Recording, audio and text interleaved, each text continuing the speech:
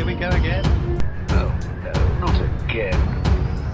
You've seen it before, haven't you? Dom, how long have we been doing this? Once more unto the breach. Dear friends. Again and again and again until we're both dead.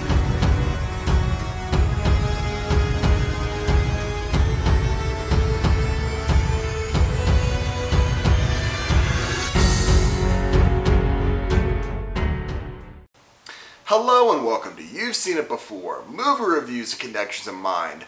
Mortal Kombat 2021 is the third feature film in the Mortal Kombat franchise after the 1995 original and Mortal Kombat Annihilation, and this is a full reboot of the cinematic Mortal Kombat series, and it's directed by Simon McQuoid and stars Louis Tan, Jessica McNamee, Josh Lawson, and hope I pronounced these right, Tabanobu Asano, and Mehcad Brooks, among others. And this pretty much follows the story of the game series, in that there is a evil realm known as Outworld that is ruled over by the evil sorcerer Shang Tsung, and they have won 9 straight Mortal Kombat tournaments, and if they win the 10th, Earth will be theirs, and it is up to the human champions of Earth to defend the realm of Earth in the tournament known as Mortal Kombat.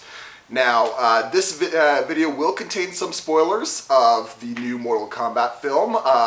Those will be coming at the end of my review. I'll be doing some of my spoiler-free thoughts first up, but just so you know, there will be some spoilers later on in this review. But with that being said, the question now is Mortal Kombat 2021 worth seeing in theaters? Or if you're not ready to go into theaters yet, is it worth paying for that HBO Max subscription and hitting play? I would say yes if you're a fan of the games, if you're a fan of the original movie, or if you're just a fan of, cheesy martial arts films of this kind. Because this is definitely a film that is really big on action. It's really big on gore, which is what the games were famous for. And really there's not a whole lot else to this film, though there is something that it tries to be more of, but we'll get into that in a second. Really, it should be said enough that the action in this movie really is top-notch.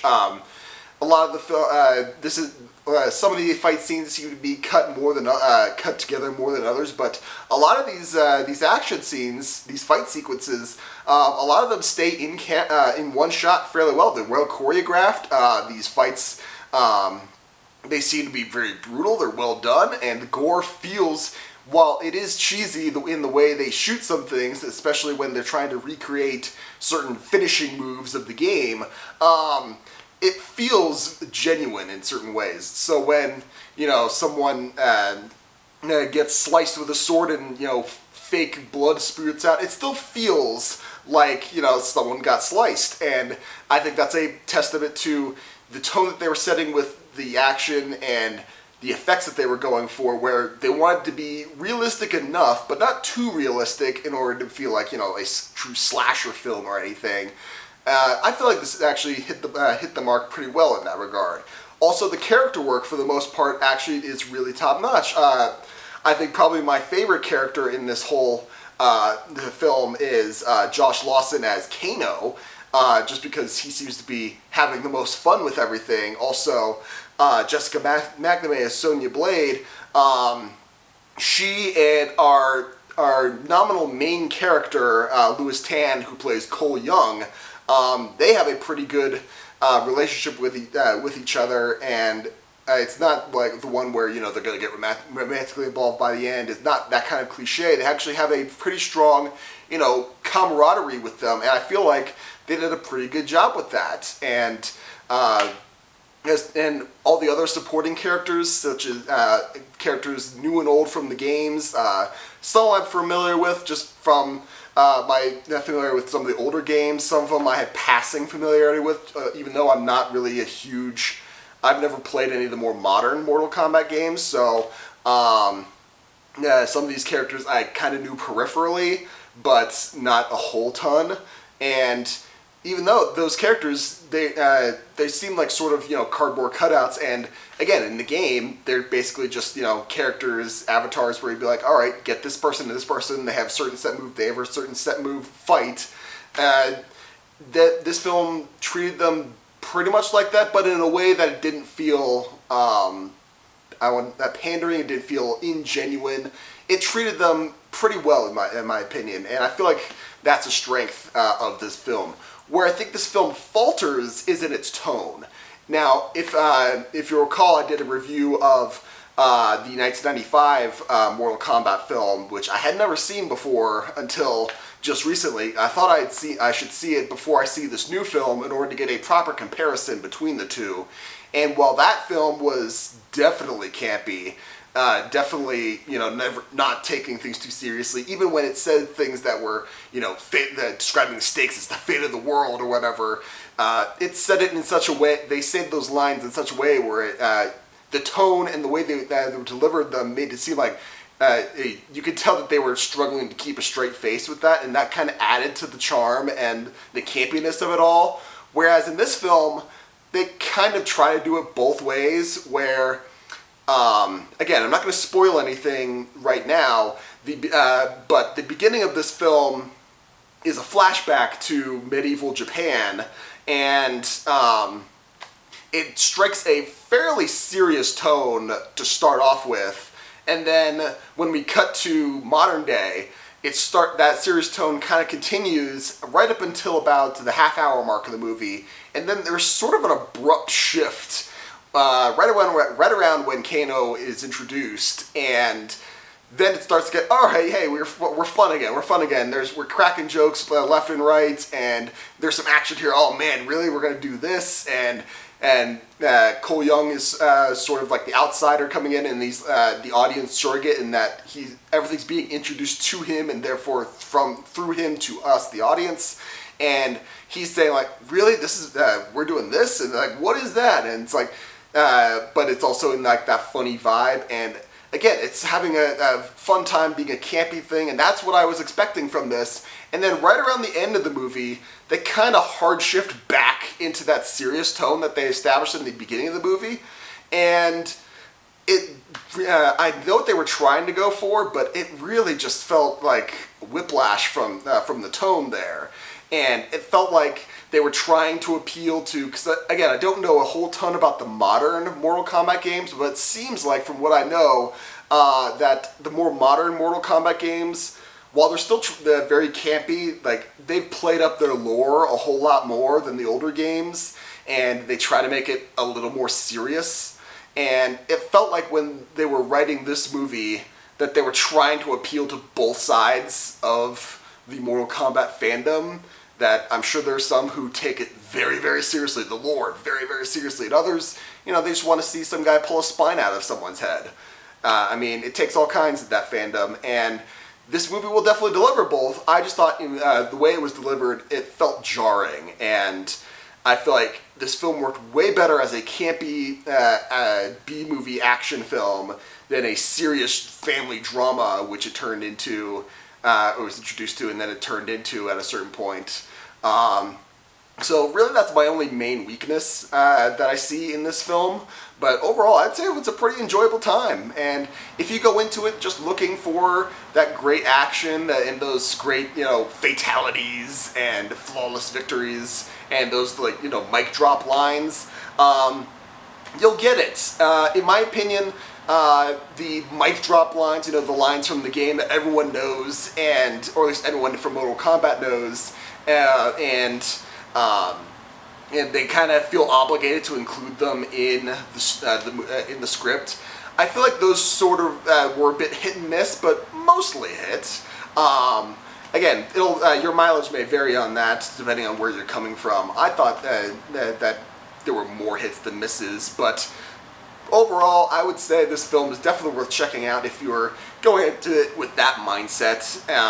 However, I will say, in the screening that I went to, there were, again, this is one of those films where if you're willing to venture out into the theaters, but you can't find a babysitter for your 6 or 7 year old or something or younger, and you're bringing them to the theater, don't do that. That's just, I mean, you got blood flying everywhere. I know it's fake looking blood, but seriously, there's just, I mean, Mortal Kombat's known for its fatalities that are, you know, excessive. So I don't think you should see that. Those little kids should see that, but you know, that's your parental warning. So those are my main spoiler-free thoughts on Mortal Kombat. And if I was going to give Mortal Kombat 2021 a letter grade, I would say this is a solid A-. Again, there's that jarring shift in tone back and forth kind of hurts it a little, but overall I would say it's pretty fun. It's fun to see the characters. There's one foreshadowing and then a reveal later on that I thought they did spot on, and I'll get into that in my spoiler thoughts in a bit. But overall, I would say this is definitely an enjoyable time. Some problems, but nothing that will overwhelmingly distract you from having a good time. So again, those are my spoiler-free thoughts on Mortal Kombat 2021. Now let's get into some spoiler thoughts as to certain plot developments and character arcs that may seem familiar to you and where you may have seen them before. Now, this whole movie focuses on the champions of Earth. The Outworld the bad guys are coming to destroy Earth, and preferably they want to do it without having to engage in a 10th Mortal Kombat, and because they say that they've won 9 straight because they've essentially cheated. And so they're trying to kill off these champions before they can actually enter into the Mortal Kombat tournament. And the whole first part of this movie is trying to assemble the champions of Earth. And once they assemble the champions of Earth, they have to discover, was it their arcana or something like that, which basically their powers, so that they can survive Mortal Kombat. Like Liu Kang has fire powers, Kano has his laser eye, and Cole Young gets you know, special armor or something. And to me, this struck me very similar to the Kids WB cartoon Xiaolin Showdown, which also featured a martial arts setting. These four kids who have elemental powers. They have to learn to harness their powers in order to fight off evil, which is trying to, you know, rule the world. It's the fate of the world stakes with them. And there's even a point where they get their special weapons, and they have to figure out what they do in order to use them properly. And then they get to use them to fight off various evil enemies. Again, if you're a fan of Xiaolin Showdown like me, like I am, you'll see a lot of similarities with Mortal Kombat. Then again, that's probably because they may have been influenced by, you know, earlier martial arts films, including the same films that were inspired, that the same guys saw to make the original Mortal Kombat games. So that makes sense in that regard. So, I mean, that's my main point of comparison. Like I said, I'm not humongous into martial arts. I don't have a huge wealth of knowledge when it comes to martial arts films like that. So there may be others that I miss. And if you know others that seem familiar to you, let me know in the comments down below. I'd love to hear about them. But my other spoiler thoughts on this, like I said, the main thing that I really liked as far as like character work is the foreshadowing of Scorpion, who I think in medieval Japan it was at Hanzo or something like that. I forget his exact name. And when he ties the blade around the string around the blade, and he starts flinging that around, it's like, oh, he's gonna be Scorpion. And it was sort of disappointing, where it's like, all right, that Scorpion's gonna come eventually. We're nearing the end of the movie, and then it's like, wait, is Scorpion not gonna show up? And they were kind of building up the fact that, you know, Cole, again, having not known much about the new games, I kind of thought that Cole Young would become Scorpion because, you know, he's got the blood of the guy who was kind of scorpioning it up, and he got the armor. It's like, okay, it's only a matter of time before, you know, he flings that out. But then he shows up at the very end with the Mortal Kombat theme playing in the background, and it's like, okay, yes, they earned that one. So I thought that was awesome. And like I said, the mic drop lines that, you know, the famous lines such as Scorpion's "Get over here," some of them were hits, some of them were misses, in my opinion. I thought Get Over Here worked really well. I thought when, Kano killed the reptile guy with the punching his heart out through the back of his chest, and then he says Kano wins. I was like, okay, that was funny enough. I think you earned that one. What I thought didn't work, what I felt forced, was when Liu Kang and the other guy, Kung Lao, I think is what his name is. He was, they said, one of them said, flawless victory, and the other one said fatality, and it's like, okay, that kind of slipped that in there. It's like, there's no reason for them to say it other than it was in the game, and it's like, in universe, it makes absolutely no sense. But I also love the fact that even though they sort of go out of their way to put them in these situations, I love the fact that they find so many, like, seemingly natural feeling situations where they can put them in a setting where it looks like, okay, they're in the area, they got the long strip of whatever building or realm that they're in, and you got the fighters on both ends, and it's like, okay, it feels like the game moved to the big screen. That works great. I love that. So yeah, I think that worked really well. And as far as like the tone shift, yeah, it's like you start with this guy having his wife and son killed in front of him, and then he dies and bursts into flames because he goes to hell, and it's like, dang, this is a dark thing to go on. And then right around when Cole Young points to the sign on Sonya's wall of craziness, where it was like, this is Mortal Kombat. Did you make this up? They didn't even spell it right. It's like I felt like such an abrupt shift to be like, man, it's like, all right, now we're funny again. And then by the end, it's like, oh yeah, Cole Young's family, they're like frozen and they're gonna die. It's like, geez, we're back to this again. It's like, again, it's such a tonal shift. That was its main weakness, but again, maybe it worked for you. Let me.